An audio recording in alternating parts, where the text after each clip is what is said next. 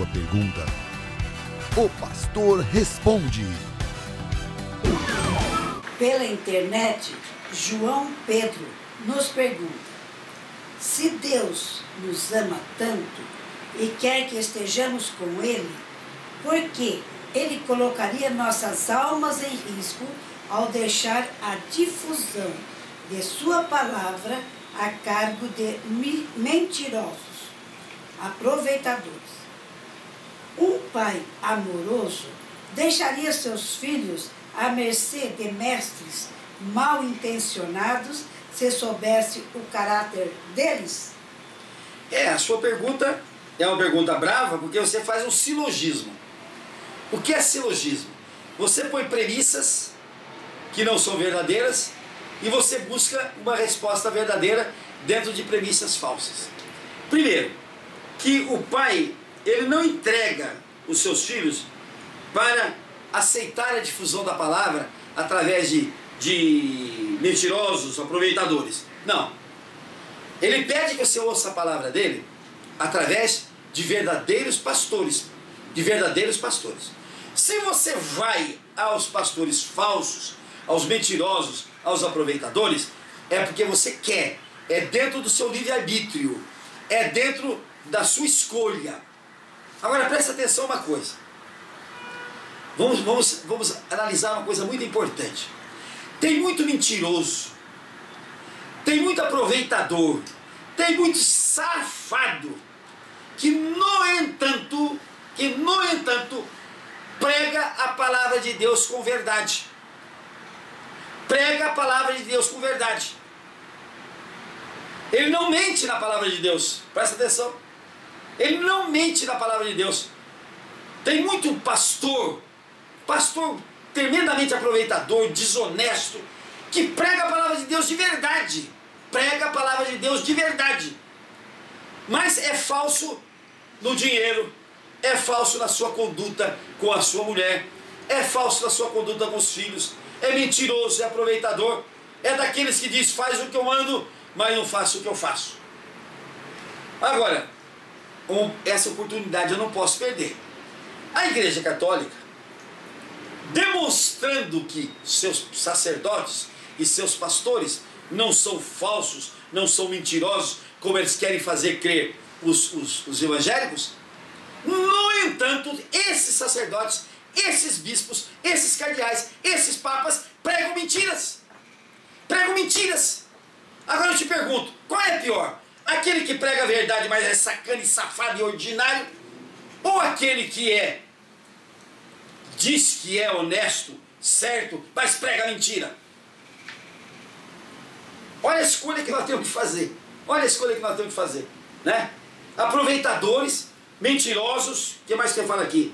Aproveitadores, mentirosos, eu vou acrescentar safado, ordinário, indecente, cafajeste, que vai lá, prega a palavra de Deus de verdade. Prega a palavra de Deus de verdade. Mas mente para o povo na sua conduta. Mente para o povo na sua conduta.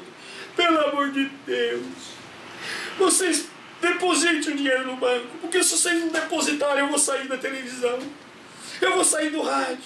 Estão fechando as nossas igrejas. Depositem o dinheiro, depositem o dinheiro. O povão acredita nessa falácia, nessa mentira, vai lá, deposita o dinheiro, ele sai com aquele monte de dinheiro e vai comprar a fazenda do Pantanal, que é a coisa mais tonta que a pessoa pode fazer. Porque comprar a fazenda do Pantanal é coisa de idiota. Porque lá a coisa não valoriza, é difícil de vender, não tem produtividade, não serve para nada, mas só serve para engrandecer. Ou então, como eu soube agora, um apóstolo aí foi pescar numa cidade lá do Pará, em Marabá, e comprou à vista o maior posto de gasolina que tinha na cidade. É outra estultice, é outra burrice, é outra babaquice. Nós sabemos, pergunte para os donos de posto de gasolina o que eles estão passando. Pergunte se alguém ganha dinheiro com posto de gasolina. Se não vender coisa adulterada, se não fizer coisa errada. Então, por que isto? Mas você vai lá na igreja dele, a palavra de Deus que ele diz é verdadeira. A palavra de Deus que ele diz é verdadeira. Só que ele usa a palavra de Deus para fazer coisa errada. Para fazer coisa errada com dinheiro. Fazer coisa errada com a renda da igreja. Mentir. Não prestar conta de nada. É outra coisa absurda que eu acho na igreja evangélica. É que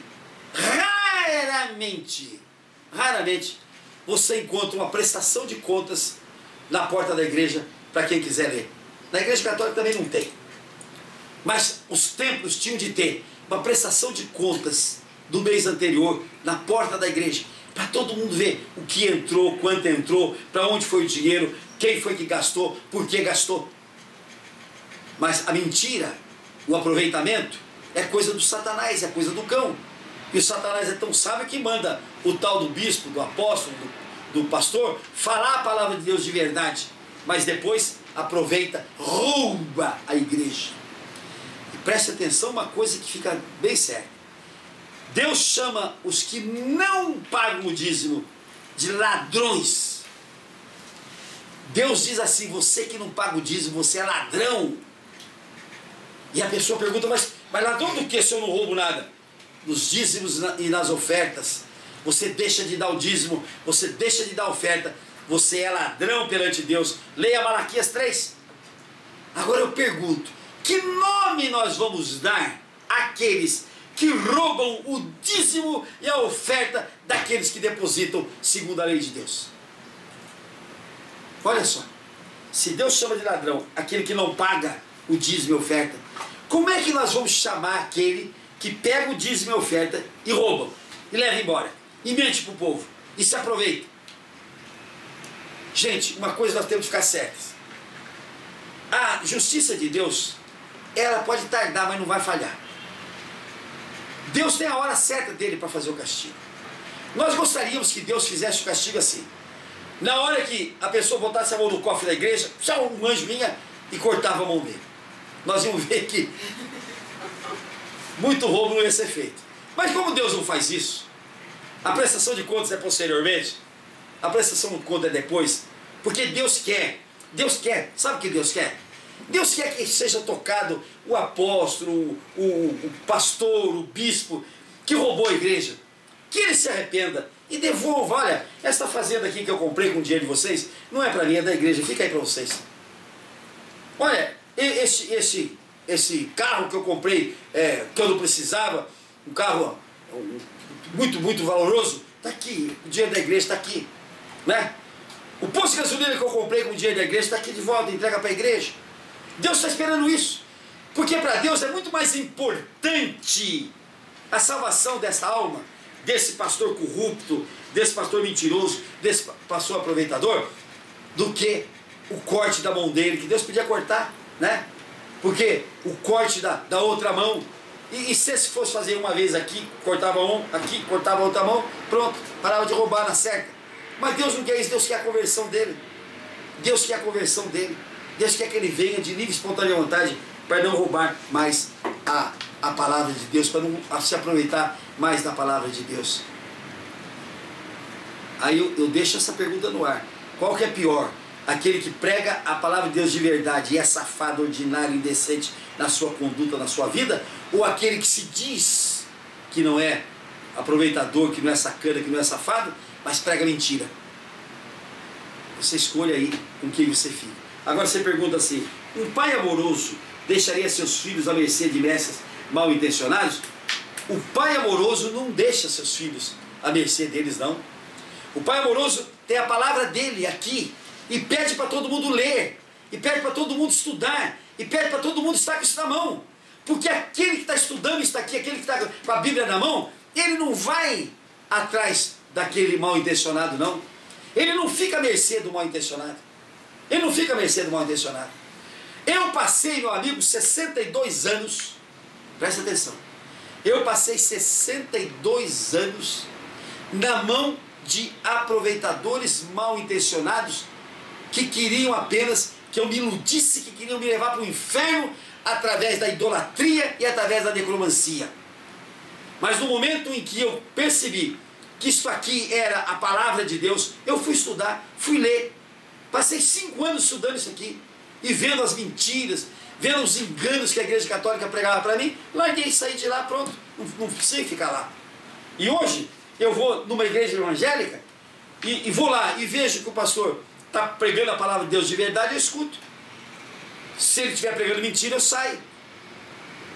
Como eu fui outro dia numa igreja, o pastor disse assim: eu estou com uma tremenda dor nessa perna aqui, eu sei que é o cão que está aqui, mas eu já mandei ele embora e ele não foi. Eu levantei e fui embora. Eu não vou escutar a pregação de um homem demoniado, porque o demônio não fica só na perna, o demônio pega o corpo inteiro. O demônio não interessa pela perna, o demônio interessa pelo corpo inteiro. Então, gente, a gente não fica à mercê. A gente fica à mercê quando a gente não estuda, quando a gente não lê a palavra de Deus. Então o Pai amoroso, ele diz para mim: Francisco, leia a minha palavra, Francisco. Leia a minha palavra. Aprenda a minha palavra, Francisco, para você não ser enganado, para você não ser iludido, para você viver uma vida ligada a mim, para você chegar um dia na glória e dizer assim: olha, eu saí de todos os enganos, eu saí de todos os laços. E veja no Salmo 91, meu amigo, o que diz lá? Que Deus nos livra do laço do passarinheiro, né? Deus nos livra do laço do passarinheiro. Eu me lembro quando eu era moleque, a gente fazia aqueles laços grandes assim e botava milho dentro do laço e ficava esperando o coitadinho do passarinho chegar ali. Quando o coitadinho chegava, a gente puxava o laço, pegava o coitadinho pela perna e olha, nunca mais saía da nossa mão. O laço do passarinheiro, Deus nos livra. E tem muito passarinheiro aí com o laço aberto, querendo nos pegar pelo pé. Mas a Bíblia nos ensina quais são eles e como sair deles. Então, não jogue para Deus a responsabilidade de você errar. Não jogue para Deus a responsabilidade de você acreditar nos mentirosos. Porque o Espírito Santo está aí, meu filho, para te iluminar. Invoca o Espírito Santo de Deus, que ele vai mostrar para você quem são os indignos, quem são os mentirosos, quem são os safados, quem são aqueles que mentem, quem são aqueles que te levam para o mau caminho. E cedo você vai perceber e vai sair deles em nome do Senhor Jesus. Como é que ele chama? João Pedro, né? É, João Pedro. João Pedro. Muito obrigado, João Pedro, pela sua pergunta. Pergunta inteligente, pergunta forte, pergunta capciosa até, mas que, se você ficou satisfeito, eu fico agradecido a Deus. Se você não se satisfez, volte a perguntar para a gente completar a sua pergunta.